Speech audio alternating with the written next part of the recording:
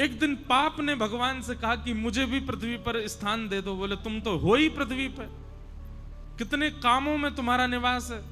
बोले नहीं, आपके द्वारा व्यवस्थित एक ऐसी भाव हो जिसमें कभी कभी वैष्णवों को भी मेरा प्रकोप देखना पड़े, ऐसा कोई मुझे भी स्थान प्रदान कीजिए। भगवान बोले देखो, वैष्णवों को कभी पाप लगेगा नहीं, लेकिन फिर भी तुम्हारी ज्यादा इच्छा है कि हम तुमको कोई स्थान प्रदान करें। एकादशी के दिन अन्न में निवास करो, और एकादशी के दिन अन्न में पाप निवास करता है। लेकिन एक बात बहुत ध्यान से सुनिएगा, एकादशी के दिन अन्न पाने से पाप लगता क्या है? आपने किसी का हृदय दुखाया तो हृदय दुखाने का पाप लगेगा, किसी को मार दिया तो उसको पीड़ा देने का पाप लगेगा, गलत खाया गलत पिया तो गलत खान पान। एकादशी पर क्या पाप लगता है? पाप होता कौन सा एकादशी वाले दिन? बहुत ध्यान से सुनिएगा। जो पाप आपने गंगा स्नान से नष्ट किए हैं, जो पाप आपने पुण्य करके नष्ट किए हैं, जिन पापों को आपने प्रायश्चित करके नष्ट कर दिया है, एकादशी के दिन अन्न सेवन करने से नष्ट किए हुए पाप पुनर्जीवित होते हैं। इसलिए उस दिन अन्न नहीं सेवन करना चाहिए। नया नहीं लगेगा, पुराना जो खत्म हुआ है वो दोबारा रिन्यू हो जाएगा एकादशी के दिन अन्न सेवन करने से। तो एकादशी न्यू पाप नहीं लगाती, रिन्यू करती है पुराने पापों को। इसलिए उस दिन अन्न सेवन नहीं करना चाहिए। पर छोटे बालकों को, वृद्धों को, और विशेष रूप से जिनका स्वास्थ्य ठीक नहीं है उनको एकादशी व्रत पर एकादशी के दिन अन्न खाने की छूट होती है। लेकिन उसमें भी उनको चावल नहीं खाने चाहिए, क्योंकि चावल तो है वो तो पूर्ण अन्न माना जाता है, वो पूर्ण अन्न का स्वरूप है, उसका तो सेवन करना ही नहीं चाहिए। वो ज्यादा से ज्यादा रोटी पा सकते हैं, सब्जी, चावल नहीं। ये तो था एक भाव कि एकादशी के दिन अन्न क्यों नहीं खाते। पर एक भाव मैं अपने मन से बताया करता हूं। एकादशी क्या है? हम सब भक्तों की, हम सब वैष्णवों की करवा चौथ है। जैसे एक प्रियतमा अपने प्रियतम के दीर्घायु के लिए व्रत करती है। अब दीर्घायु है कि नहीं वो बात एक अलग है, पर एक बात निश्चित है कि हमने ऐसा देखा अपने घरों में भी, आप सब भी देखते हो कि करवा चौथ वाले दिन माताएं जब व्रत करती हैं तो उस दिन प्रियतम का प्रियतमा के प्रति, प्रियतमा का प्रियतम के प्रति कुछ क्षण ही सही प्रेम बढ़ता है, प्रेम उद्दीपन होता है। भाई आपके लिए कोई विशेष काम करे आपको अच्छा लगेगा ना। अब आपके लिए कोई व्रती कर रही बेचारी, सुबह से कुछ खाए पिए नहीं, तो मन में उसके प्रति प्रेम उत्पन्न होता है ना। ठीक वैसे ही हम वैष्णव जब अन्न सेवन नहीं करते, हम वैष्णव जब भूखे रहते हैं, हम वैष्णव जब केवल हरिनाम संकीर्तन करते हैं और बड़े प्रेम से, निष्ठा से, आनंद पूर्वक जब अन्न सेवन नहीं करते हैं, तो निश्चित है बाकी दिन आप ठाकुर जी को याद करते होंगे, पर एकादशी के दिन ठाकुर जी आपको याद करते हैं, आपका स्मरण करते हैं। इस भाव से एकादशी करनी चाहिए। ये एकादशी का भाव। दूसरी बात, भगवान को कुछ ना कुछ अर्पित करना चाहिए। बहुत ध्यान से सुनिएगा। हम लोग क्या अर्पित करते हैं? रुपया अर्पित करते हैं, धन अर्पित करते हैं, स्वर्ण अर्पित करते हैं, चांदी अर्पित करते हैं, कुछ भी अर्पित करते हैं। पर हमारे पास सबसे बहुमूल्य क्या है? हमारा जीवन, हमारी प्रत्येक श्वास, हमारा प्रत्येक क्षण, ये बहुत बहुमूल्य है।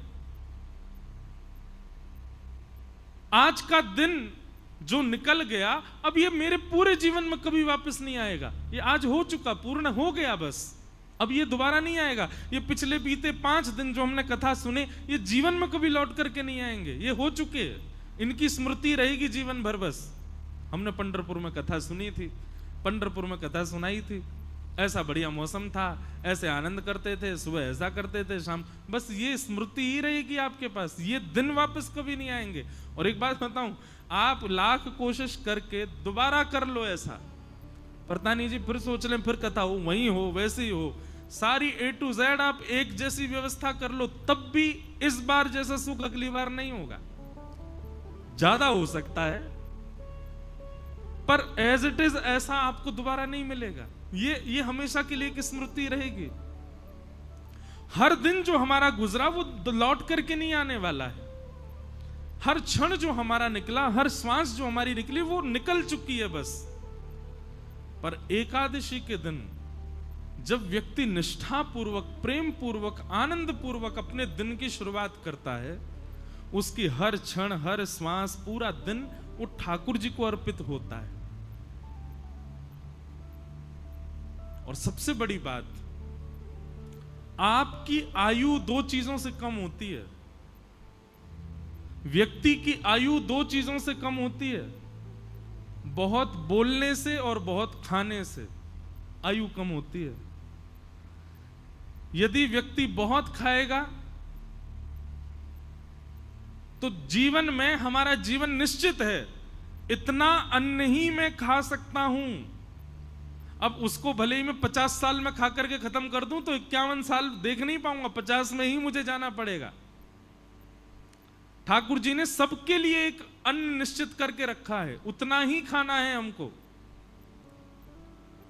लेकिन व्यक्ति जब एकादशी का व्रत करता है तो व्रत वाले दिन अन्न नहीं खाता, और अन्न ना खाने से उसकी जो एक दिन की आयु है वो बच जाती है।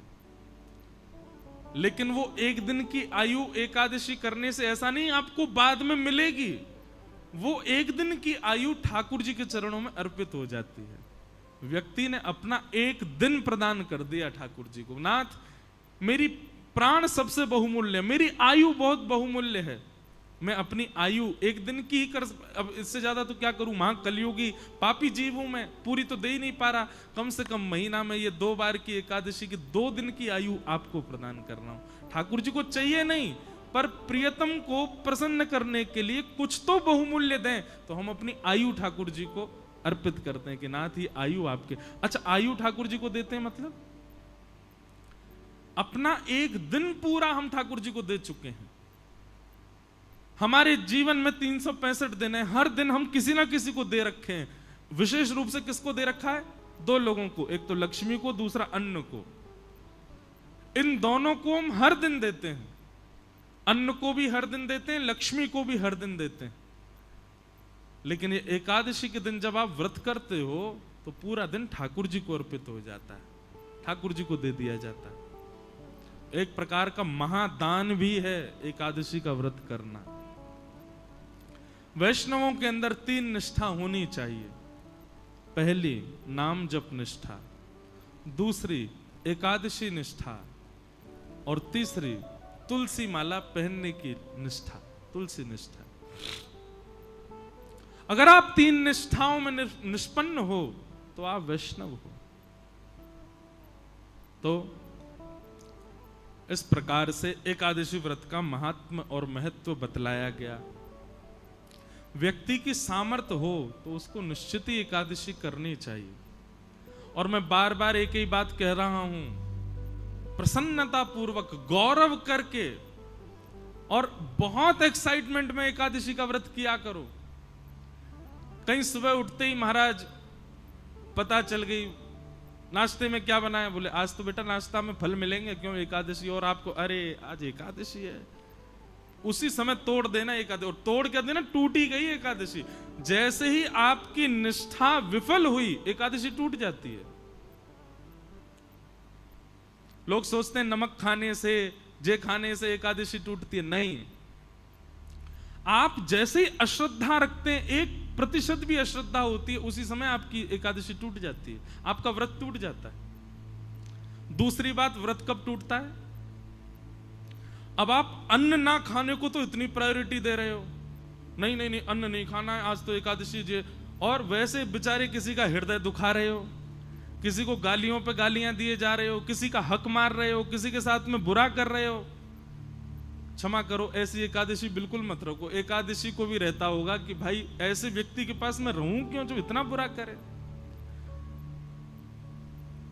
मतलब एक दिन तो आप कम से कम, जैसे हॉलीडे होता है ना, छुट्टी होती है, एकादशी के दिन अपने अवगुणों को छुट्टी रखा करो।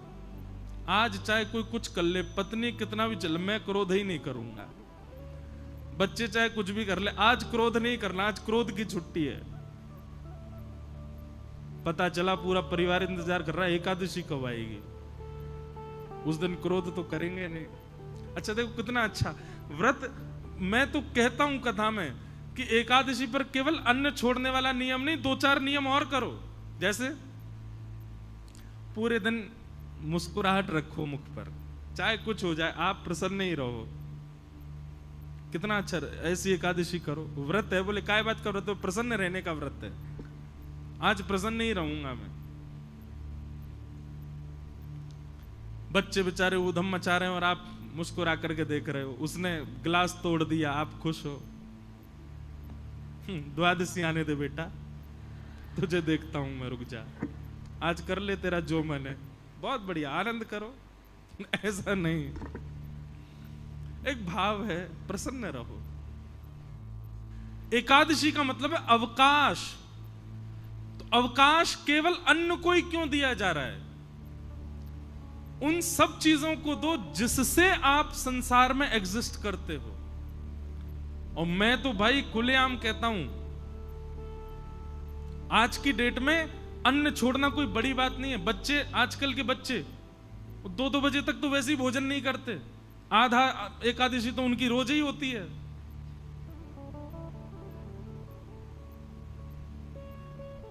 भूखा रहना कोई बड़ी बात नहीं है आज की डेट में। एकादशी का मतलब, व्रत का मतलब अपने एडिक्शन का त्याग करो।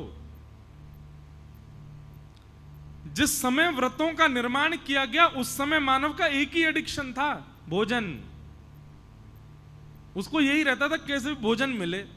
सुबह उठते ही बच्चे घूमते रहते थे मां के पीछे, क्या बोल, पराठे बनाओ, भोजन। भोजन कर, नाश्ता कर लिया, उसके बाद भोजन करा, उसके बाद रात्रि का भोजन ही एडिक्शन था। क्योंकि उस समय इलेक्ट्रॉनिक्स नहीं थे, उस समय फोन नहीं था, उस समय इंटरनेट नहीं था, तो उस समय व्यक्ति पे है ही क्या, बस भोजन का ही वो पूरे दिन योजना बनाता रहता था। सुबह कहां खाऊंगा, शाम को कहां खाऊंगा। इसलिए व्रत के नियमों में भोजन का त्याग रखा गया। पर अब स्वरूप बदल गया, अब भोजन की जरूरत नहीं व्यक्ति को। अब तो इसकी एकादशी करो। मैं तो नहीं करता, पर मैं अगर बदलाव करना चाहूं अपनी एकादशी में, तो मेरे को 2 नियम करने का बहुत मन होता है। वैसे तो बताना नहीं चाहिए, करूं तब बताऊं, लेकिन फिर भी बता देता हूं। किसी को मुझसे पहले लग रहा हो तो आज पंढरपुर में ही नियम लेके चले जाओ। एकादशी के दिन 2 नियम तो करो। पहला, मौन, बोलो मत। और ये आपके ऑफिस को, ये आपके फैक्ट्री के लोगों को, दुकान के लोगों को, परिवार के लोगों, सबको बता दो, भाई तुम मुझसे पूरे महीना बात करो, एकादशी के दिन मौन रहूंगा मैं। और दूसरा, एकादशी के दिन इसका प्रयोग मत करो। और करो तो केवल कॉलिंग उठाने के लिए उठाओगे तो करोगे क्या, बोल तो सकते नहीं हो। मौन रहो और इसका प्रयोग मत करो। इसको भी स्विच ऑफ रखो। सबको एक दिन पहले ही 10वीं को मैसेज डाल दो, कल एकादशी है, फोन बंद रहेगा मेरा। महाराज, तब असली एकादशी मानी जाएगी आपकी। और फिर करना क्या, पूरे दिन केवल हरि स्मरण। सुबह जगन्नाथ जी के स्मरण से प्रारंभ करो, मध्याह्न द्वारिका जी का स्मरण करके, दोपहर में व्रजमंडल का स्मरण करो, सब कथाएं आदि श्रवण करते हुए रात्रि में पंढरीनाथ भगवान का स्मरण करके फिर अपनी एकादशी को विश्राम दो। ये है मूल एकादशी, ये है वास्तविक एकादशी। एकादशी को लोगों ने आजकल फैशन के रूप में एकादशी कर रहे हैं। उसका भी एक रूप बना लिया है, उसको भी एक एंजॉयमेंट। ठीक है, एंजॉय तो करना है, पर भगवत स्मृति के साथ में करना है। और आज की डेट में क्षमा कीजिएगा, भगवत स्मृति में सबसे बड़ी बाधा है ये, सबसे बड़ी बाधा। अब प्रयोग करने के ऊपर है, आप किस रूप से उसका प्रयोग करते हो। तो एकादशी व्रत करो, और व्रत किसका करो? अपने एडिक्शन का व्रत करो, अपने बुरी भावनाओं का व्रत करो, अपनी बुरी आदतों का व्रत करो, उन सब बातों का व्रत करो जिनके बिना आप रह ही नहीं पाते हो। उनका व्रत एकादशी के दिन हो, तब आपकी मूल एकादशी।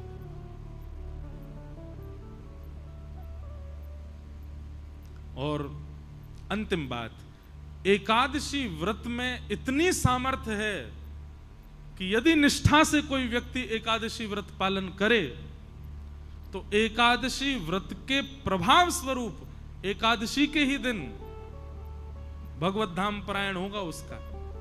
वो पृथ्वी से एकादशी को ही जाएगा। और ये मैंने अपने आंखों से देखा, अनुभव किया है। बड़े बड़े भजनानंदी, बड़े बड़े वैष्णवों की आप तिथियां देखो, वो एकादशी को ही जाते हैं।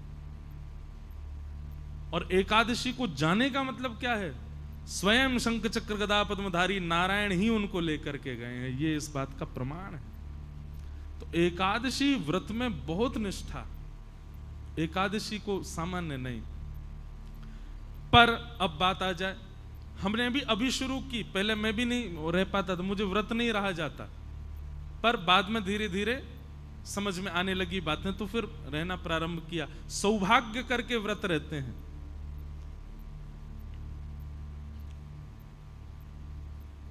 लेकिन अब कई जगह एकादशी निषेध है, जैसे जगन्नाथपुरी में, वहां एकादशी नहीं होती। जैसे हमारे श्री वृंदावन के राधा वल्लभ जी मंदिर में, वहां एकादशी का भाव नहीं। जैसे वृंदावन के बिहारी जी में, वृंदावन बिहारी लाल जी में भी एकादशी नहीं होती। हरिदासी परंपरा, हरिवंशी परंपराओं में एकादशी का भाव नहीं। लेकिन वही बात आ गई ना, एकादशी के दिन वहां पर अन्न सेवन का विधान है, पर आपका व्रत तो अब अन्न है ही नहीं ना, आपके तो दूसरे व्रत चल रहे हैं। आपको तो फोन का व्रत करना है, आपको तो मौन का व्रत करना है। तो कहीं आपने जगन्नाथपुरी जाकर के ये कहा यहां तो एकादशी है, यहां तो कोई दिक्कत ही नहीं है। नहीं, वहां दूसरे व्रत करने हैं, वहां अन्न का नहीं करना। अन्न तो पाना है वहां पर वहां ये दूसरे अपने बुरे विचार, अपने बुरे भाव, अपने बुरे एडिक्शन, आपकी जरूरतें, उन सब की एकादशी तो वहां कर सकते हो। अन्न का ही तो निषेध है, अन्न तो पाना पड़ेगा जगन्नाथपुरी में। पर ये चलाना कोई ऐसा तो है नहीं कि एकादशी उल्टी लटके, यहां तो फोन चला ही सकते हैं, ऐसा नहीं। तो चाहे राधा वल्लभ जी मंदिर में हो, चाहे हमारे बिहारी जी हो, चाहे श्री जगन्नाथपुरी हो, या और कहीं भी जहां भी एकादशी का विधान नहीं है, वहां अन्न सेवन की आज्ञा होगी। आप अन्न वहां पा सकते हो, पर बाकी की एकादशी इंद्रियों की तो आप वहां भी कर सकते हो, और करनी ही चाहिए। नहीं करोगे तो अपराध लगेगा। अच्छा, एक बात बताएं, अगर आपने ये सब बातें अभी हमसे नहीं सुनी होती कि एकादशी के दिन केवल अन्न नहीं बाकियों का भी व्रत किया जाता है, तो अभी तक आपको दोष नहीं लगता। लेकिन आज आपने सुन लिया है, अब अगर अगली एकादशी पर आपने ये व्रत नहीं किए तो दोष लगेगा। आप जानो आपका काम आप होगे। गलत आए कथा में आज तो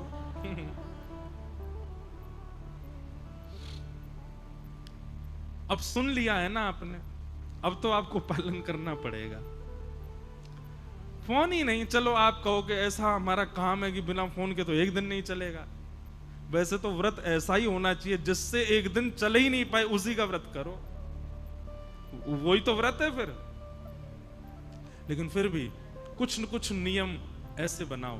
केवल जीव की क्यों होती है एकादशी? ये 10 इंद्रियां हैं, 10 में से चुनिए और हर एक की एकादशी करवाओ।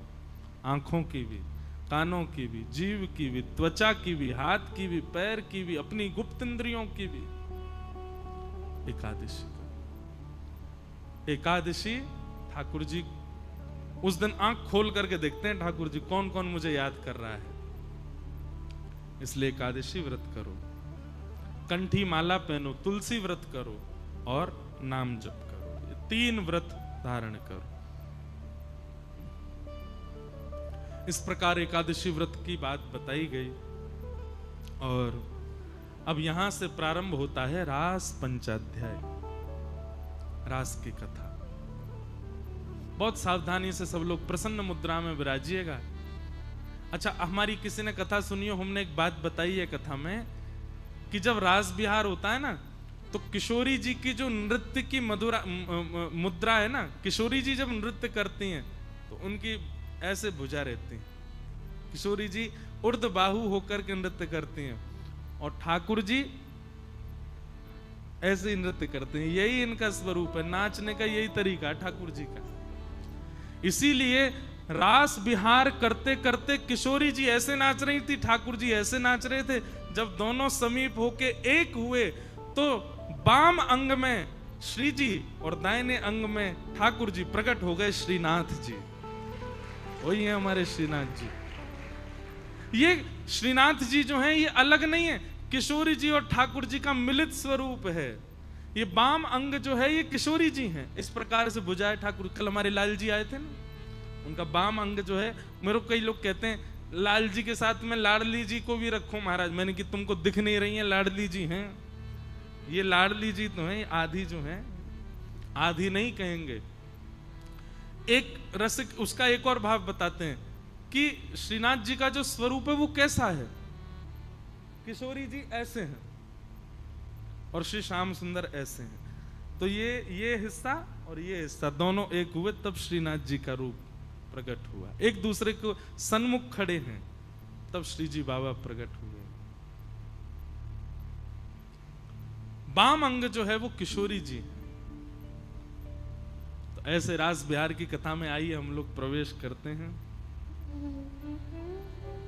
हो जग पालन हार, जग तारण हार, वे ही हमारे श्रीनाथ जी हैं। जग पालन हार, जग तारण हार, वे ही हमारे श्रीनाथ जी हैं।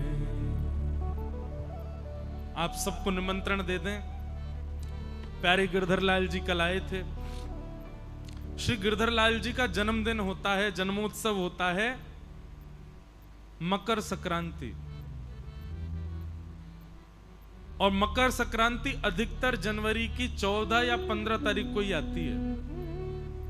तो 11 से लेकर के 17 जनवरी हर वर्ष का फिक्स है श्री गिरधर लाल जी का जन्मोत्सव। 7 दिन का होता है उत्सव, अलग अलग जगह होता है।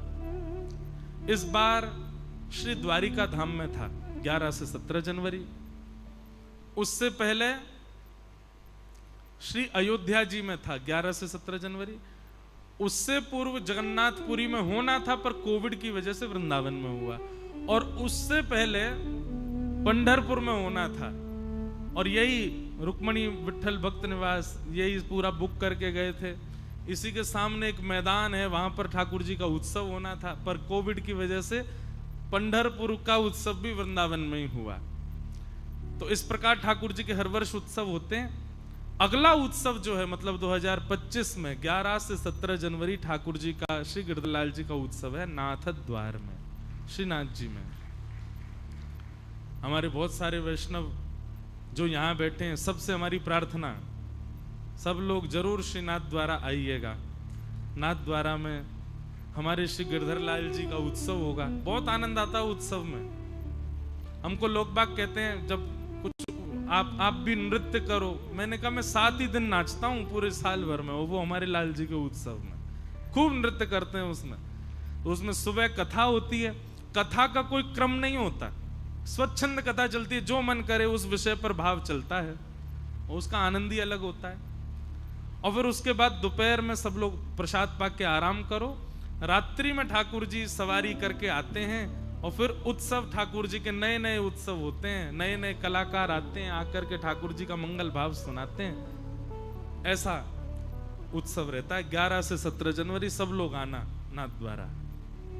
आपने बुलाया तो हम पंढरपुर आए, अब हम बुला रहे हैं आप नाथ द्वारा आना श्री गिरधरलाल जी के उत्सव में। आइए रास पंचाध्यायी में सब प्रवेश करना।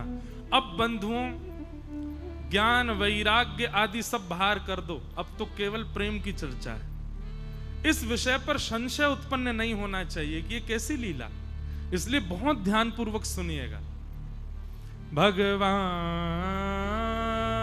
पिता रात्रि शरदोत्फुल्ल मल्लिका विक्षरन्तुं मनश्चक्रे योग मायामुपाश्रित।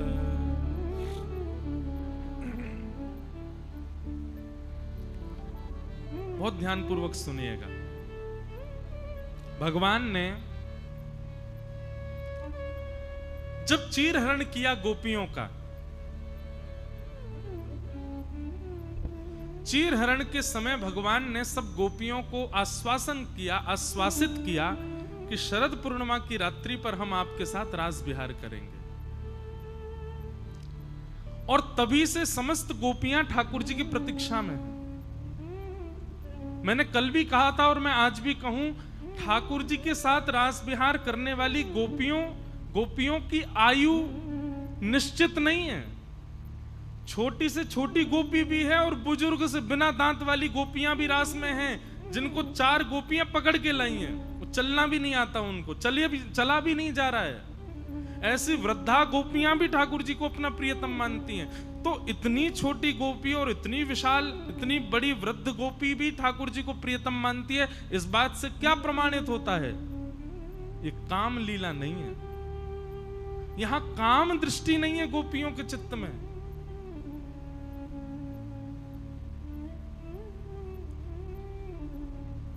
ठाकुर जी का स्वरूप बड़े से बड़े बुजुर्ग हो, छोटे से छोटे, सबको प्रिय लगता है, क्योंकि ठाकुर जी काम मर्दन ठाकुर हैं। वो काम को टिकने नहीं देते, उनके प्रति भाव वैसा प्रकट ही नहीं हो सकता।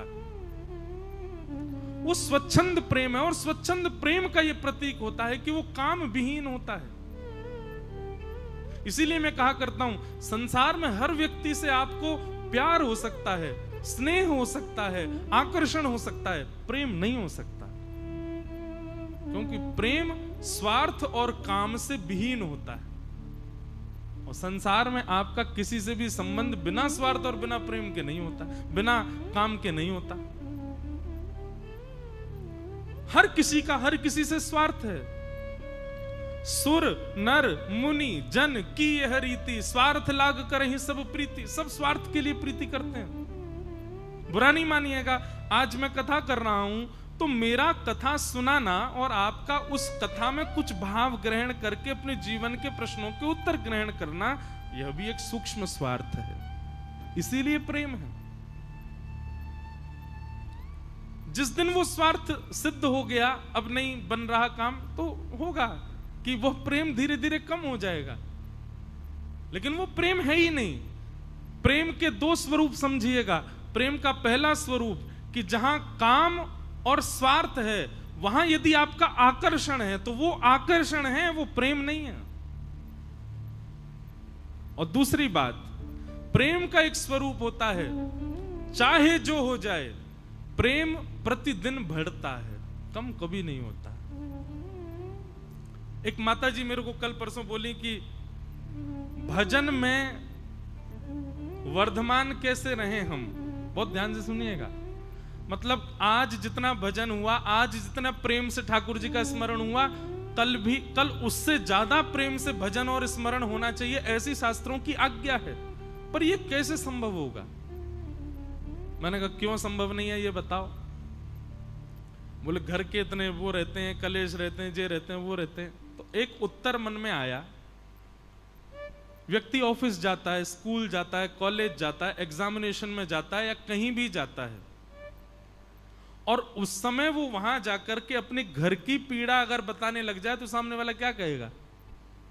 ये घर की बात घर छोड़ के आओ, तुम स्कूल में हो, यहाँ घर को क्यों लेके आए? ऑफिस में जाके कहे बॉस मैं आज लेट हो गया, मेरे घर में ऐसे ऐसे। बॉस कहेगा घर की बात मैं क्यों जानूं, मैंने तुमको समय दिया है, सैलरी दे रहा हूं, अपने समय से आओ, घर की चीजें यहां लेकर के मत आओ। कॉलेज में भी यही होगा, एग्जामिनेशन में भी यही होगा। एग्जाम में आप फेल कर दिए जाओगे, अब आप भले ही 100 रीजन बता दो कि घर में ऐसा ऐसा था, वहां नहीं सुनेंगे आपकी। फिर भगवान के भजन में हम घर को क्यों लाते हैं? मेरी पति से बन नहीं रही, बच्चे मेरी सुन नहीं रहे, पत्नी से मेरी लड़ाई हो गई, नाथ मैं आपका भजन कैसे करूं? ठाकुर जी के दारी के सब जगह घर को ना लेके जावे, यहां तो घर दिख रहा है, घर में कलेश चल रहे, उस कारण तुम मेरा भजन नहीं कर रहे। जब तुम कहीं घर को नहीं लेके जाते तो फिर भजन में क्यों घर आ जाता है? कथा में क्यों घर आ जाता है? आपने बहुतों को निमंत्रण दिया होगा, अच्छा पंढरपुर, अब तो देखते हैं, बनाते हैं, कोई क्रम बन पाएगा तो देखें, घर में बहुत काम है, अब बच्चे का ऐसा ऐसा है, पत्नी का ऐसा ऐसा है, बहू का ऐसा ऐसा, देखते हैं। आदमी सब जगह पर अपनी सारे घर की चीजों को भूल के जाता है। भक्ति भागवत कथा आदि इन चीजों में घर पहले, अच्छा घर की व्यवस्था पहले देखेंगे फिर निकलेंगे। ठाकुर जी कहते हैं सब जगह तुम्हारी जो है घर नहीं जाता, मेरे भजन में घर अड़ंगा डालता है। ये घर घर घर जहां रुकावट, यही तो संसार है। और ये संसार जब तक अड़ंगा डालेगा तब तक ठाकुर जी का भजन नहीं बन सकता। बल्कि होना क्या चाहिए, आपके जीवन में चाहे जो हुआ हो। अब देखो हमारी बात सुनो, सब लोग ध्यान से देखो, इधर देखो, इधर देखो, ध्यान सुनो। हम यहां बैठ के कथा सुना रहे हैं, 7 दिन का हमारा फिक्स है कि हमको कथा सुनानी है, चाहे मेरे घर में कुछ हो जाए, चाहे मेरे निज जीवन में कुछ हो जाए, लेकिन मुझे 4 बजे मंच पर बैठना है, मुझे प्रसन्नता रखनी पड़ेगी, मुझे कथा भाव से ही सुनानी पड़ेगी। मैं आकर के मंच पर ऐसा कहूं, आज मैं 15 मिनट कथा करूंगा, क्यों? बोले ऐसा ऐसा घर में थोड़ा दिक्कत हो गई है, आज मैं कथा नहीं आप लोग 15 मिनट कथा सुन के फिर अपना कीर्तन करते रहो। आपको ये कोई बात है महाराज जी? जब मुझे अलाउ नहीं है 4 घंटे से पहले अपनी बात कथा रोकने का, या घर के किसी कारण से बीच से उठ के जाने का, तो फिर आपको क्यों अलाउ है अपने घर के कारण भजन छोड़ने का? जब मुझे कथा छोड़ने का अधिकार नहीं है, चाहे जो हो जाए। अरे महाराज 103 डिग्री सेल्सियस बुखार में भी कथा करने जाना पड़ता है। वहां पर ये नहीं कह सकते हमारे पंडित जी आज कथा सुना देंगे, हो ही नहीं सकता महाराज, जाना ही पड़ेगा। चाहे 5 दवाई लेके जाओ, चाहे ड्रिप चढ़वा के, चाहे बोतल टांग के कथा करो, लेकिन करनी हमको ही पड़ेगी। तो जब मुझे अवकाश नहीं है, हमको अवकाश नहीं, तो आपको क्यों?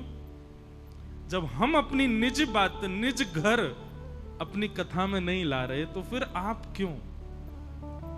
ये तो एक उदाहरण दिया, पर हर जगह भक्ति में देखो, हम अपने निज कारणों से भक्ति का त्याग कर देते हैं। ठाकुर जी को कितना बुरा लगता होगा। भगवान कहते हैं हाँ, जैसे मुझ पे तो तेरे लिए ही समय रखा है, मैं तो तेरे लिए ही, मुझ पे तो कोई काम ही नहीं है, लेकिन फिर भी ठाकुर जी खड़े हैं, आओ मेरे दर्शन करो, आओ मैं तुम्हारे लिए सहज हूं।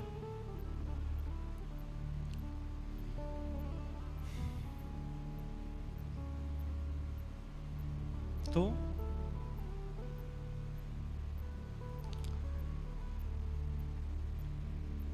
पता नहीं किस विषय को लेके मैंने शुरू किया था ये भाव, मैं तो भूल गया। हाँ, किसी को याद है?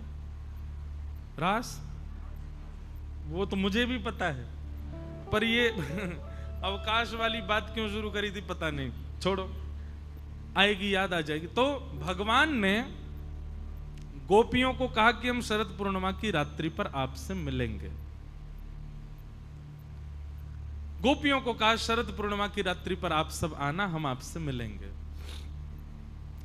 चीर हरण करने के पश्चात अब गोपियां हर दिन प्रतीक्षा करती हैं कि श्याम सुंदर कब मिलेंगे, कब मिलेंगे, कब मिलेंगे। और तभी शरद पूर्णिमा का दिन आया। गोपियां सब अपने अपने गृह कार्य में लगी हैं, कोई दूध काट रही है, कोई पति को भोजन करा रही है, सब बहुत इंपॉर्टेंट काम कर रही हैं यहां पर, जो घर के लिए बहुत जरूरी है। सारे काम गोपियां कर रही हैं इस वक्त, लेकिन कार्य करते करते मन में क्या सोच रही हैं?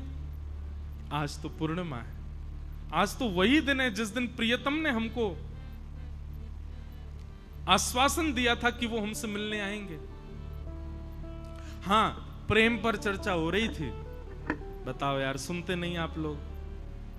प्रेम पर बात कर रहे थे हम, उसमें हम ये कह रहे थे कि प्रेम जो है दो कंडीशंस में नहीं होता, एक तो काम और एक स्वार्थ। और प्रेम का ये स्वरूप बताया था कि प्रेम जो है वो प्रतिदिन बढ़ता है। आज जितना आपसे मेरा स्नेह है, संसार में कैसा है पता है? अब जैसे कई लोग हैं, हमारी कथा सुनते हैं, कथा सुनकर उनको प्रेम हो जाता, अब महाराज जी से मिलने जाना, महाराज जी से मिलके आएंगे। आप जिस दिन आते हैं उस दिन आपका प्रेम जितना होगा ना, अगले दिन फिर मिलोगे पहले से 1 पॉइंट कम होगा, फिर उसके अगले दिन मिलोगे 2 पॉइंट और कम होगा, तीसरे दिन मिलोगे 3-4 पॉइंट और कम होगा। प्रतिदिन प्रेम, क्योंकि संसार में है। लेकिन जब वही प्रेम ठाकुर जी के प्रति हो, श्री राधा रमन लाल के प्रति हो, राधा वल्लभ जी के प्रति हो, ठाकुर जी के प्रति हो, या संसार में किसी के भी प्रति यदि वह प्रेम बढ़ रहा है, तो इसका मतलब यह है कि आप स्वार्थी और कामी नहीं हो, तभी आपका प्रेम बढ़ रहा है। गुरु के प्रति भी यदि प्रेम कम हो रहा है, तो कहीं ना कहीं किंचित स्वार्थ आपके चित्त में तो है, तभी आपका प्रेम कम हो रहा है। तो मैं बता रहा था, एक माता जी ने मुझसे पूछा कि भजन कैसे हमारा बढ़े। बढ़ नहीं रहा है तो इसका मतलब अभी आप ठाकुर जी से कोई स्वार्थ मान के बैठे हो, ठाकुर जी से कोई कामना है आपकी, इसलिए भजन में रुचि नहीं बढ़ रही, भजन आपका बढ़ नहीं रहा। उस स्वार्थ को, उस कामना को नष्ट करो, भजन बढ़ने लगेगा। कोई कामना नहीं, कोई स्वार्थ नहीं। लोग पूछते हैं हमारा भजन में मन कैसे लगे। मन नहीं लगने का ये कारण है कि कहीं ना कहीं आपने कोई स्वार्थ रखा है ठाकुर जी से। ढूंढो उसको, क्या स्वार्थ है। अच्छे जीवन का स्वार्थ हो सकता है कि नाथ मैं इसलिए भजन कर रहा हूं, मेरा जीवन अच्छा बना देना, इजी लाइफ, मेरी लाइफ बहुत फ्लेक्सिबल हो जाए इसलिए भजन कर रहे हो क्या, मेरे काम बन जाए इसलिए भजन करो। ये सारी कामनाएं, इन सबको नष्ट करो। भजन का केवल एक कारण हो कि नाथ आप मुझसे रीझे रहो और मैं आपका प्रिय बना रहा हूं, बस। बाकी दुनिया में कितने भी लोग मेरे दुश्मन हो जाएं, कितने भी लोगों का मैं अप्रिय हो जाऊं, कितने भी लोग मुझसे संबंध तोड़ दें, और तो रूठें भले रूठें, पर तुम जन रूठो मालाधारी। हे मालाधारी, आप मुझसे कभी रूठना मत, इसलिए भजन कर रहा हूं मैं। आप राजी रहो, आप प्रसन्न रहो। सीढ़ी उतरते उतरते कभी फिसल जाओ, गिर गए, हाय राम कमर तोड़ दी, फिर हम लोग मन में क्या सोचते हैं, आज सुबह सुबह किसका मुंह देखा था जो इतना बुरा दिन जा रहा है। ठाकुर जी को कोसते हैं, इतना बुरा दिन क्यों निकाल रहे हो हमारा। नहीं, वैष्णव का स्वभाव कैसा होगा, गिर गया सीढ़ी से, कमर में लग गई, तो ठाकुर जी से ये ओहो ठाकुर जी आपको शायद मुझे लुढ़काने में आनंद आना था इसलिए लुढ़का दिया, ठीक है आप खुश हो ना, मैं लुढ़क गया, ठीक है खुश रहो, प्रसन्न रहो, राजी रहो। हॉस्पिटलाइज्ड हो गए, ड्रिप ड्रिप चढ़, ओहो ठाकुर जी आप चाह रहे थे कुछ दिन में आपकी सेवा नहीं करूं, कोई और करे, इसलिए मुझे हॉस्पिटल भेज दिया। हॉस्पिटल काहे को भेज दिया, इससे बढ़िया कहीं तीर्थ में भेज देते।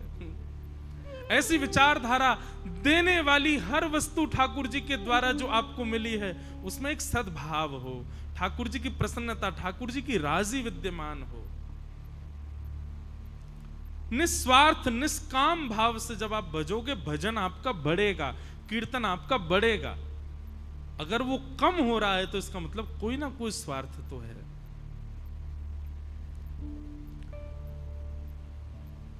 गोपियां अपने बहुत जरूरी कार्यों में लगी हैं,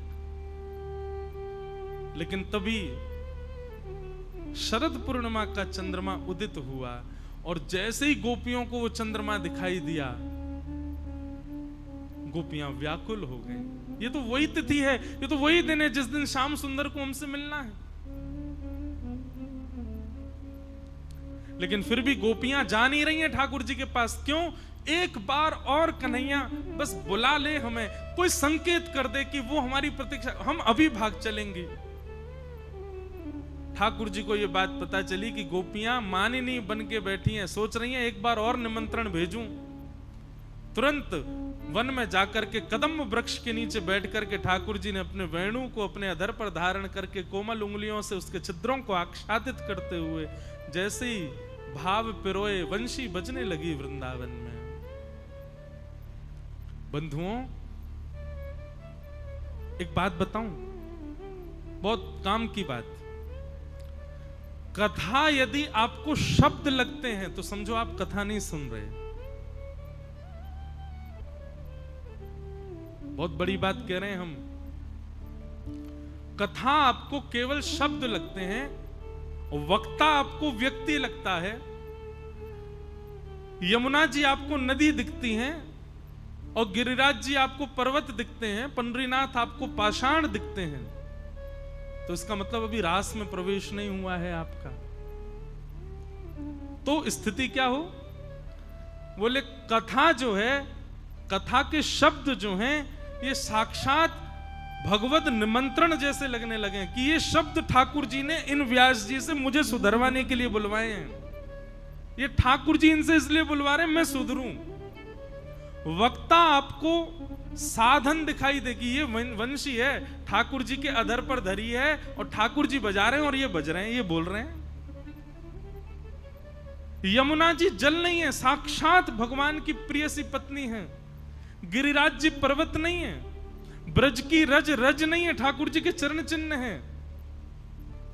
और ये पाषाण नहीं है, साक्षात मेरे गिरधर लाल है, साक्षात मेरे परमात्मा है। ये दृष्टि जब बदलने लग जाए, मतलब जड़ वस्तु से आपको चैतन्यता का अनुभव होने लग जाए, समझो अब रास में प्रवेश हो रहा है। अब रास में आप प्रविष्ट हो रहे हैं। आपको यमुना जी में जल की भ्रांति, गिरिराज जी में पर्वत की भ्रांति, वृंदावन की रज कण में धूल की भ्रांति है, और श्री पंडरीनाथ भगवान राधा रमन राधा वल्लभ बिहारी जी में मूर्ति की भ्रांति है, वैष्णवों में इंसान की भ्रांति है, कथा में शब्द की भ्रांति है। तो समझो अभी राज से दूर हो आप। ये शब्द नहीं है, ये अक्षर नहीं है जो यहां बोले जा रहे हैं। हाँ, यहां से उतरने के बाद मैं कुछ भी बोल, वैसे तो मैं बोलता ही नहीं, 1 घंटा मौन रहता, लेकिन यहां से जाने के बाद मैं कुछ भी बोलूं वो शब्द लगे, पर यहां बैठ करके तो आपको ये वेणु की ध्वनि से कम ना लगे, आपको लगे ये तो मेरे लिए ही कही जा रही है, ये तो ठाकुर जी का मेरे लिए ही आज्ञा हो रही है। ये कथा शब्द नहीं है।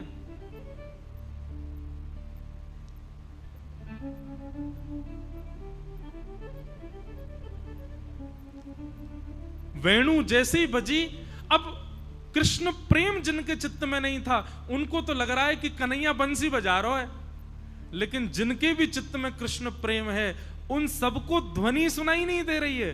उन सबके कानों में ध्वनि जाकर के मानो कह रही हो, अरे गोपी जल्दी चल, तेरा इंतजार कर रहा हूं मैं। और वो ध्वनि सुनकर के ऐसी उतावली होती है, जिस कार्य में लगी है वहीं छोड़ करके भागती है ठाकुर जी के पास। समझ में आई बात? कथा सुनकर के वापस घर जाने की इच्छा हो गई तो समझो अभी आपने कथा सुनी, लेकिन कथा सुनकर के वृंदावन भाज गए तो समझो कि नहीं नहीं, ठाकुर जी की वंशी सुनी है, ठाकुर जी का वेणु रव सुना है, आपने शब्द नहीं सुना है, आपने ठाकुर जी की भाव सुन लिया है। भाई मेरी कथा ज्यादा सुना मत करो, नहीं तो मैं आपके घर बार सब छुड़वा दूंगा और अपने संग ही रख लूंगा। चलो, ये जितने ताली बजा रहे हैं ना, संग रह के पता चलेगी। संग वालों से पूछो कितना परेशान करता हूं मैं। अभी मैं 1 महीना के लिए विदेश गया, अंतरंग बातें बता रहा हूं। जिस दिन मेरे आने की समय तिथि निश्चित हुई, उन सब सारे हमारे परिकर के बोले, भैया सुनो, प्रिंसिपल वापस आ रहा है। विशेष रूप से तो ये सब ब्राह्मण देवता हमारे सब संगी रहते हैं, इन सबका ही आशीर्वाद से ही मैं कथा करता हूं। इनका तो आराम मुझे भाता नहीं। ये प्रेम से भोजन कर रहे होंगे तो मैं कुछ कर दूंगा, ये सो रहे होंगे तो मैं कुछ कर दूंगा। अब हम घर से बाहर इतना रहते हैं, इनके संग उधम ही करते रहते हैं। लेकिन ये बात सत्य है, मैं भी इतनी कथा कर करके मेरी स्थिति भी ऐसी हो गई कि मेरा मन तो करता है कि मैं घर जाऊं, पर घर जाते ही हो कि कब भागूं यहां से, कब चलूं बाहर, फिर से कथा करने जाऊं, अब नहीं रुक पाता घर।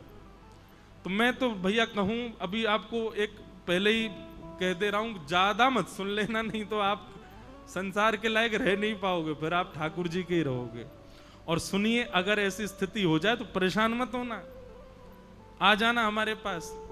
बढ़िया नई नई जगह कथाओं में चला करेंगे, बढ़िया आपको भी कोई ना कोई सेवा दे देंगे। और सबसे बढ़िया सेवा तो कथा बैठ के सुनो। एक बालक है यहाँ पे, कहाँ है वो, बाइक से घूमता है,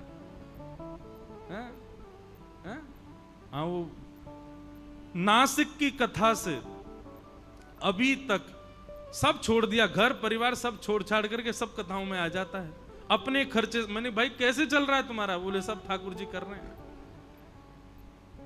तो भैया सावधान रहिएगा, नहीं तो सब छूटने की पूरी पूरी गुंजाइश है कथा में।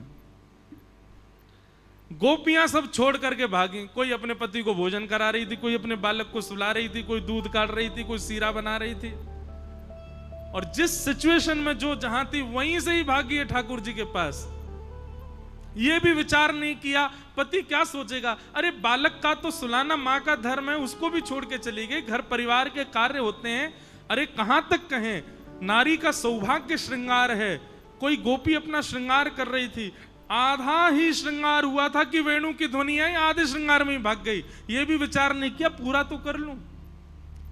ठाकुर जी जब चित्त में विराजमान हो जाते हैं तो ऐसी स्थिति हो जाती है, फिर आपको यह नहीं रहेगा कि मैं संसार की व्यवस्था को व्यवस्थित करके जाऊं। असली तीर्थ जाना, असली वृंदावन आना तभी समझिएगा जब आप जैसा है वैसा ही सब छोड़ के आ जाओ। अरे 5 दिन का काम एक ही दिन में निपटा दिया कि 5 दिन मुझे कोई तंग नहीं करेगा। घर परिवार के सब काम फिक्स कर दिए, इसका ये कर दिया, इसका ये फिक्स करके सब कुछ जाना, ये नहीं होता वृंदावन जाना। वृंदावन जाने की तो मैं तो सत्य बताऊं, जाने की टिकट निकलवाया करो, लौटने की नहीं। लौटने की वहां जाके देखेंगे क्या होगा। ठाकुर जी के अगर ऐसी इच्छा हुई, मन नहीं लगा वृंदावन में, तो ये समझ जाना कि ठाकुर जी कह रहे हैं अब जाओ वापस, और नहीं तो वृंदावन में पड़े रहो, आनंद आएगा। सब कुछ समेट करके जाना ठाकुर जी के पास, ये ठाकुर जी के पास जाना नहीं होता। जो जैसा है वैसे ही छोड़ के भागो ठाकुर जी के पास। एक हनुमान जी का एक मंदिर है मध्य प्रदेश में। एक व्यक्ति की हनुमान जी में बड़ी निष्ठा, वो नित्य हनुमान जी का दर्शन करता था, और हनुमान जी को जैसे ही देखता था उसकी ना जाने क्यों 2-4 घंटे की समाधि लग जाती थी मंदिर में ही। उस व्यक्ति का पुलिस में सिलेक्शन हो गया। अब थाना जो था वो हनुमान जी के मंदिर के बिल्कुल बगल में। थाना जाने से पहले, कौन बोल रहा भैया वो शांत हो जाए, और थाना जाने से पहले हनुमान जी को प्रणाम कर दो। हनुमान जी को प्रणाम करते ही आधा दिन तो वहीं बैठा रहता, तो आधा दिन बाद जाता तो फिर इंस्पेक्टर डांटते उसको, ए भाई ये तू गलत करता है, आधा दिन तुम पूरा कहां निकाल के आते। बोले मैं रहता तो यही हूं, पर मेरी हनुमान जी को देख के समाधि लग जाती है। सब लोगों ने खूब डांटा फटकारा, बड़े अफसरों ने कह दिया कल से तूने ऐसा किया तो हम तुझे नौकरी से निकाल देंगे। उसने कहा ठीक है, कल मैं हनुमान जी को देखूंगा ही नहीं, मैं ऐसे ही आ जाऊंगा। अब वो जैसे ही अपने स्टेशन पर जा रहा था, पुलिस स्टेशन, तो बगल में हनुमान जी हैं। अब बेचारे ने खूब आंख बचाने की कोशिश करी, नहीं देखूं नहीं देखूं नहीं देखूं, पर दृष्टि उसकी चली गई। और जैसी दृष्टि गई, अब उसने कुछ विचार नहीं किया क्या होगा मेरी नौकरी आदि का, वहीं छोड़ के अपना साधन और भीतर जाके हनुमान जी के पास बैठ गया, रोने लगा। बोले नाथ मेरा संसार तो छूट ही रहा है, आपका इतना भजन करता हूं मैं, पता नहीं क्यों आपको देखते ही मेरी समाधि लगती है, पर मेरा घर बार कैसे चलेगा नाथ। अब संसार में भेजा है तो घर बार चलाने के लिए भी तो भेजा है ना आपने, वो कैसे सब होगा। बैठा रहा, और दिन तो 4 घंटा बैठता था, आज 8 घंटा बैठा रहा हनुमान जी के सामने। 8 घंटा बाद उसको लगा अब नौकरी तो मेरी चली गई, आज तो मैं निकल जाऊंगा। शाम हो गई थी, मंदिर से बाहर निकल, सत्य घटना है ये, वो हनुमान जी का मंदिर प्रसिद्ध है। तो जैसे ही शाम हो गई तो अफसर निकल करके बाहर आया, बोला अब मेरी नौकरी तो चली गई, वो मुझे निकालें उससे पहले मैं ही मना कर देता हूं कि भाई मुझसे नौकरी नहीं हो रही, आप मेरी वर्दी वापस ले लो। अंदर जाकर के अफसर बैठे थे, उससे जाके उसने कहा महाराज मुझसे नहीं हो पाएगा, ये नौकरी तो मेरे बस की बात नहीं है, आप वर्दी ले लो। बोले क्यों, क्या हो गया? बोले देख नहीं रहे आप, मैं ड्यूटी पे नहीं आ पाता, मैं कोई काम ढंग से नहीं कर पाता, कैसे करूं? इतने दिन हो गए, मैं एक भी दिन समय पे नहीं आया। बोले आज तो भाई तू हमारे संग खूब बढ़िया आनंद करके आया है, आज तो सब ठीक था, बस ऐसे ही करना, जैसे आज किया वैसे ही करना रोज। बोले आज किया वैसे ही करना मतलब? आज तो मैं आया ही नहीं ड्यूटी पे। बोले तुम पागल हो गए हो, कुछ खा पी के आ गए हो क्या? क्या बोल रहे हो, आए नहीं? जेल में बेचारा एक आदमी फूटा पड़ा था। बोले देख कितना मारा तूने इसको, इसके बाल पकड़ के खींच के लाया, इतने दिन से ढूंढ रहे थे इसको, तू नहीं पकड़ा आज, और तू कह रहा है कि मैं आज आया नहीं। उसके आंख भर आई। बोले महाराज सत्य बता रहा हूं, मैं आज सुबह से मंदिर में ही बैठा था, मैं तो आया ही नहीं हूं स्टेशन पर। सब इकट्ठे हो गए। बोले तू नहीं आया? तो बोले ये तो हमारे संग गया है, सब किया है, सब ऐसा हुआ है। तुरंत दौड़ करके गया, हनुमान जी के जाके चरणों में प्रणाम किया, अफसर को बताया। बोले आज मेरी लाज बचाने के लिए मेरी जगह नौकरी करने हनुमान जी आए थे, और यही करके लाए महाराज सब कुछ। तब से उनका एक नाम भी है कुछ, कौन से, कोई नाम बोला क्या? एक हनुमान जी हैं मध्य प्रदेश में, तो एक हनुमान जी का मैंने एक भाव बताया। पर ऐसी क्रिया हमारे पंडरीनाथ भगवान ने कितनी की। त्रिलोचन नाम के भक्त हुए, उनके यहां कोई सेवक नहीं था, उनके कोई संतान नहीं थी। श्री पंडरीनाथ भगवान कितने दिन सेवक बन के उनके यहां पर रोटी बनाते, वैष्णवों को भोजन कराते, त्रिलोचन जी के हाथ पांव दबाते। आज ही मैंने एक सुंदर चरित्र सुना, श्री तुकाराम जी महाराज, वो नित्य जाते थे कीर्तन करने के लिए, तो उनके एक फिक्स पखावज वादक थे, वही पखावज बजाते थे। लेकिन आज पुणे के पास में कहीं पर कीर्तन होना था, और पखावज वादक जो था उसको बुखार आ गया। तो तुकाराम जी महाराज बोले थोड़ी देर प्रतीक्षा करते हैं, आ जाए तो अच्छा, नहीं तो फिर देखेंगे, किसी और को बैठा देंगे। थोड़ी देर प्रतीक्षा करते रहे, इतने में ही वो जो पखावज वादक था वो सामने से आ रहा था। लेकिन आज उसकी प्रसन्नता और उसके लटके झटके अलग ही दिख रहे थे, उसमें एक अलग ही तेज दिख रहा था। तुकाराम जी बोले आ गया, बैठो भाई। हाँ भाई, सब बैठ गए, सब मंजीरा लेके वो पखावज पे बैठ गया। तुकाराम जी ने कीर्तन गाया, महाराज ऐसे ऐसे ठेके बजाए उसने। तुकाराम जी बार बार कहें भाई आज तो इसने जीवन भर की सारी कला दिखा दी। तुकाराम जी का कीर्तन पूर्ण हुआ, वो इतना प्रसन्न, तुकाराम जी इतने आनंदित उससे। तो नियम है कि कीर्तन पूर्ण होने पर सब लोग प्रणाम करते हैं कीर्तनकार को। सबसे पहले पखावज वादक प्रणाम करने आता है, वो उठ करके पखावज रख के जैसे ही प्रणाम करने आए, तो तुकाराम जी का स्वभाव था वो ऐसे पीठ थपथपाते थे। आज तुकाराम जी ने बहुत जोर से थपथपा दी, जोर से उसको ऐसे शाबाशी प्रदान की। वो सीधा प्रणाम करके मंच से ही चला गया। सब लोगों को लगा कहीं ऐसा तो नहीं बुरा मान गया। तुकाराम जी ने जोर से हाथ धर दिया तो बुरा मान के चला गया वो। श्री तुकाराम जी के एक वैष्णव भक्त हो गए थे, एक परम विद्वान, रामेश्वर नाम था उनका। उनको ये बात थोड़ी अटपटी लगी, बोले कि ये प्रणाम करते ही चला गया। तुरंत उसको ढूंढने लगे, कहीं मिला नहीं। बोले भाई बहुत बुरा मान गया, इसके घर जाके मना के लाओ। तो रामेश्वर जी उसके घर गए, पत्नी ने गेट खोला तो बोले कहां है तुम्हारा पति, ऐसे कीर्तन से उठ के आ गया बुरा मान के। बोले नहीं, आज तो सुबह से बुखार में पड़े हैं, वो तो आज कीर्तन में गए ही नहीं। बोले काय को झूठ बोलते हो, लब दिखाओ कहां है। भीतर जाके देखा तो महाराज वो तो कांप रहा था, पूरा ऊपर ओढ़ करके रजाई पड़ा था। जाके बोला ये नाटक करता है, इतना बुरा मानता है बात का। अरे तुकाराम जी तुझसे इतना प्रेम करते, रोज तेरे को आशीर्वाद देते, आज इतना बुरा मान गया तू। वो बेचारा रजाई उठाई उसने तो उसके तो पूरा मुंह लाल पड़ रहा था, पसीना आ रहे थे, वो तो भयंकर ज्वर में था। उसने कहा नहीं भगवान, मैं तो आज आया ही नहीं हूं, मेरी तो स्थिति आप देखो, चल फिर भी नहीं पा रहा, खड़ा हुआ तो गिरने लगा। रामेश्वर जी बोले तुम कीर्तन में नहीं आए थे? बोले नहीं, आज तो मैं आया ही नहीं हूं भगवान, मैं ऐसे झूठ नहीं बोल रहा हूं, मैं सच में नहीं आया था आज। तुरंत उसको अपनी गोद में उठाया, लेकर के तुकाराम जी के पास गए। सब आश्चर्यचकित, बोले ये तो अभी पखावज बजा के गया, ये इसकी हालत क्या हो गई? बोले हालत इसकी अभी नहीं, ये सुबह से ऐसी अवस्था में घर पर है। बोले तो फिर पखावज कौन बजा के गया? तुकाराम जी के नेत्र सजल हो गए। बोले आज मेरे पंडरीनाथ आए थे पखावज बजाने। और मन में थोड़ा सा क्षोभ होने लगा, क्यों? 4 पीढ़ियों से मेरे पूर्वज सब कीर्तन करके श्री ठाकुर जी को प्रणाम करते हैं, पर आज मेरे कीर्तन में ठाकुर जी मुझको प्रणाम करने और मैं ऐसे थपथपी दे रहा था उनको। नेत्र सजल हो गए। ठाकुर जी कितने अधीन हैं अपने भक्तों के।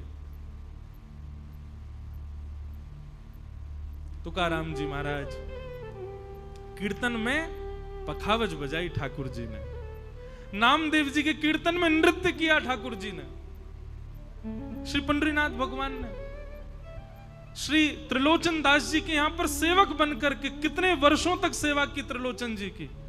अरे केवल रोटी सब्जी नहीं बनाते थे, हाथ पांव भी दबाते थे त्रिलोचन जी के। बस ठाकुर जी ने शर्त रखी थी, कभी भी ये मत कह देना बहुत पेटू है, बहुत खाता है, जिस दिन कहोगे उसी दिन चला जाऊंगा छोड़ छाड़ के। अच्छा, भगवान का नियम, बड़ी अच्छी कथा है त्रिलोचन जी की, कल विस्तार से सुनाऊंगा। तो ठाकुर जी तो अधीन हैं सबके। गोपियां सब दौड़ी, अपने यथावत कार्य को वहीं छोड़ करके दौड़ी भगवान से मिलने। भगवान कदम्ब वृक्ष के नीचे बैठे वंशी बजा रहे हैं, तभी समस्त गोपियां सामने आकर के खड़ी हो गईं। सबके वस्त्र अस्तव्यस्त हैं, श्रृंगार अस्तव्यस्त है, कोई भी सज संवर के नहीं खड़ी है। ठाकुर जी ने नेत्र खोल करके गोपियों को देखा। स्वागतम वो महाभाग प्रियम किम करवाणि वा ब्रजस्यानामयं कश्चित् ब्रूता गमन कारणम्। आइए आइए आइए, स्वागतम स्वागतम। आप सबके आने का कारण बताओ।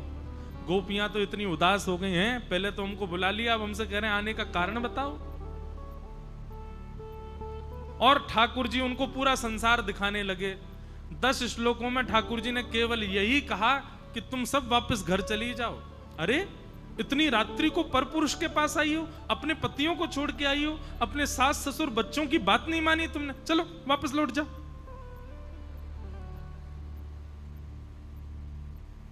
गोपियां वहीं खड़ी रहीं। 10 श्लोकों में भगवान ने कहा कि तुम क्यों आई हो बताओ, और 11 श्लोकों में गोपियों ने बताया कि हम क्यों आए हैं। इसको प्रणय गीत कहते हैं, बहुत सुंदर है। मैवं विभोर्हति भवान गदितुं नृशंसं